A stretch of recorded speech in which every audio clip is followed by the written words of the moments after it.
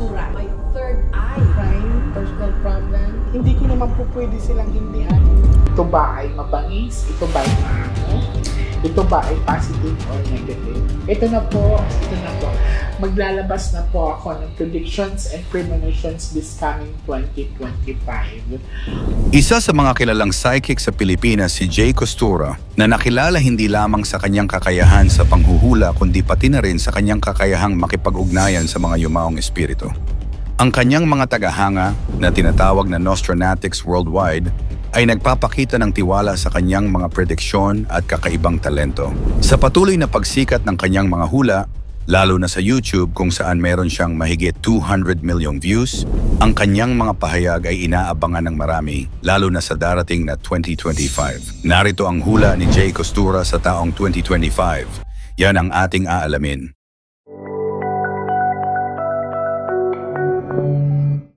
Bagong sakit na apektado ang mata.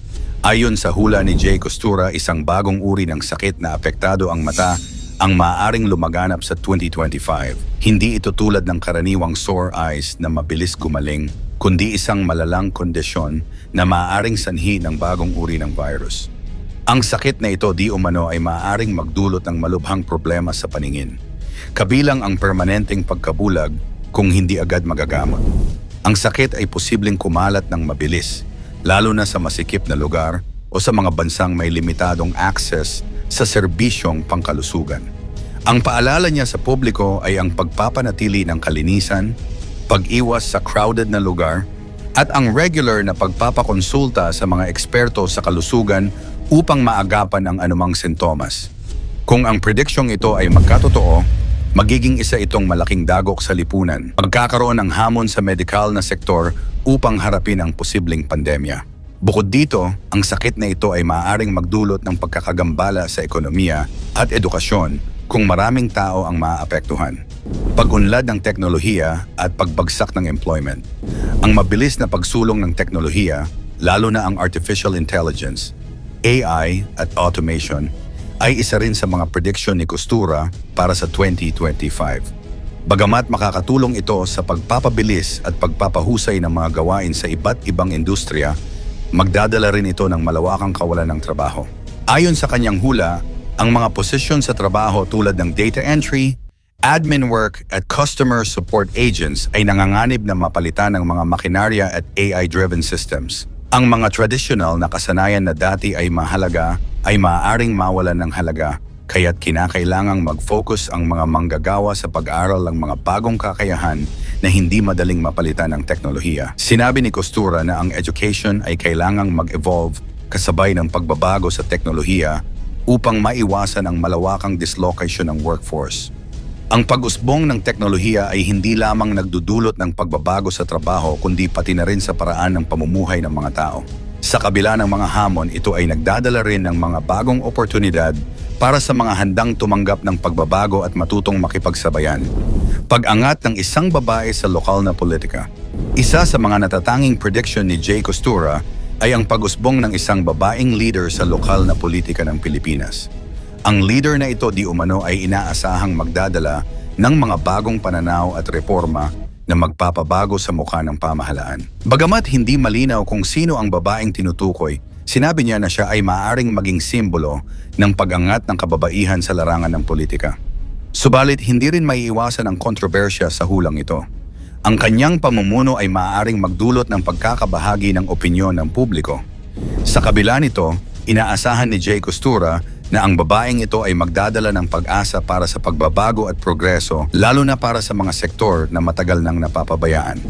Mga positibong balita at tagumpay ng mga Pilipino. Bagamat maraming babala ang hula ni Jay Costura, hindi rin nawawala ang mga positibong prediksyon. Isa sa kanyang hula ay ang pagtuklas ng mga bagong artifacts na may malaking ambag sa kasaysayan at kultura ng Pilipinas. Ang mga artifact na ito, bagamat hindi malinaw kung saan matatagpuan, ay inaasahang magbibigay ng bagong kaalaman tungkol sa ating nakaraan at magpapalalim ng pagmamalaki sa ating pagkakakilanlan bilang Pilipino. Pilipinong actor sa Hollywood.